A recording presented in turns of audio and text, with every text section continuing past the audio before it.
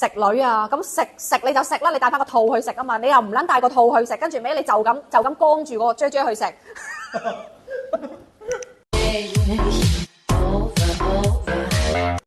Hello， 歡迎大家嚟到美國靈異佛堂嘅拉友加頻道啊！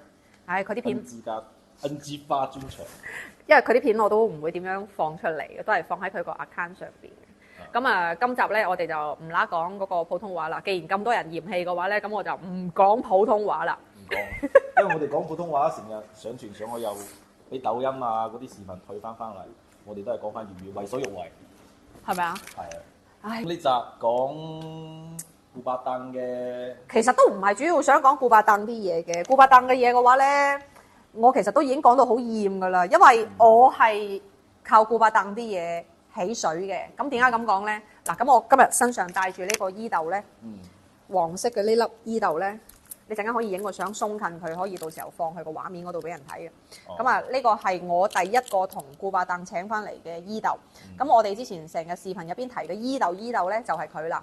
總共係當時分咗28個分金出嚟嘅，即係呢個符珠我哋只係做咗28粒嘅啫。咁咧，咁我當時去請衣豆嘅時候咧，其實我係冇錢嘅。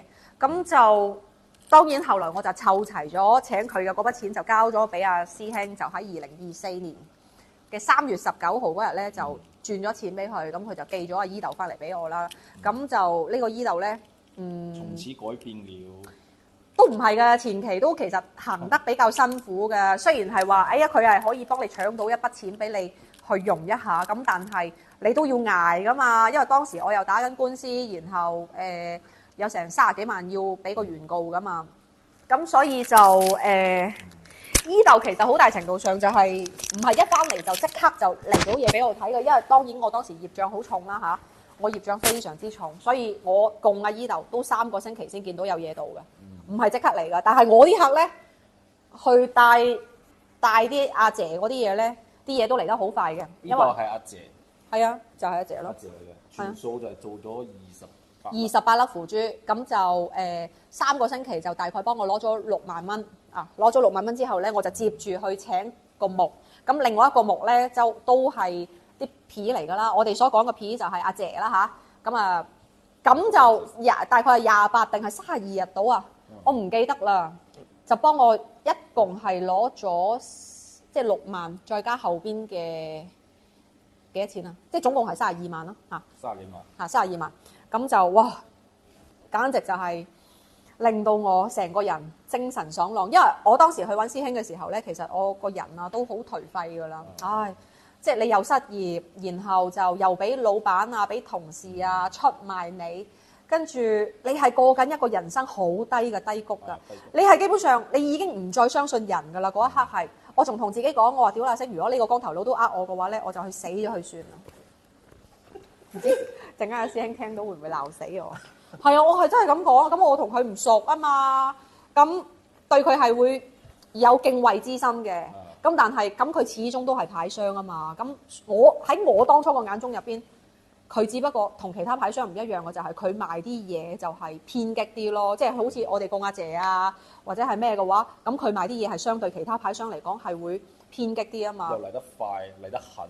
快唔快、狠唔狠都係喺嗰2塊牌之後你先知嘅啫。但係我同自己對話嘅時候，啲嘢係未嚟噶嘛。我請咗衣豆翻去嘅時候，我先同自己講，我話如果阿衣豆都幫唔到我，咁啊死得啦。呢個光頭佬都幫唔到我嘅話咧，我就真係死得啦！我真係去死咗佢算啦，我唔想再做人啦，因為我覺得做人好痛苦啊。點解啊？因為你又負債，成日個運就係上上落落。當時你係唔會諗得明你點解個運會上上落落得咁緊要啊？跟住後來接觸咗師兄，咁又做埋去代理之後咧，咁你慢慢你經手嘅案例多咗啊，你就會知道原來你個運成日上上落落係同你福報唔夠啦，業障太重。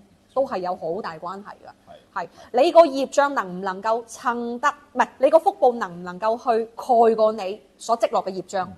呢個係好緊要嘅。即係譬如我之前嘅短視頻講係話，有一個撈得好偏嘅人，個仔陀住個仔又死咗，跟住個老豆又俾車撞死埋，即係好似呢一種咁嘅咧，你賣咁多啲咁嘅嗰啲嘢出去，害咗咁多個家庭。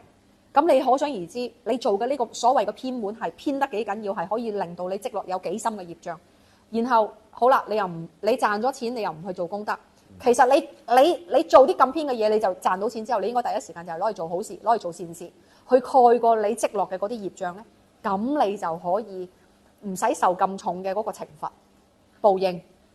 係啊，咁點解我個運會大上大落得咁緊要咧？係原因係因為年少無知啦，咁就係有流過產嘅，即係啦，有流過產，咁就其實一個人佢可以從幾千萬身家慢慢跌到落負債幾千萬，即係呢啲人嘅話咧，你基本上你大部分10個有9個佢都會答你，佢係落咗好多個 BB 㗎。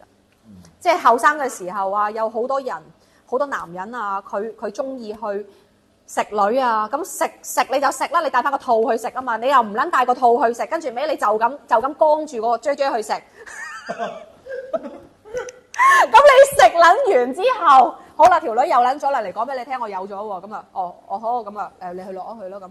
咁你慢慢積落就係好多嘅業障啦，唔係話你咁簡單就係叫佢落咗去咁簡單啦，而係你依家等同係殺緊人啊！同係殺緊你自己嘅親生骨肉喎。咁你個親生骨肉，佢會問你點解哥哥姐姐可以出世，點解我唔可以出世啊？呢個我有個案例又係咁樣。係咪啊？係。你講下。即係咁樣。之前係6個小朋友。有佢後面又懷咗孕，咁生咗之後咧，嗰個小朋友就響1歲左右啦，成日喺度發燒，又食咩打針又好睇醫生，佢都唔退燒嘅。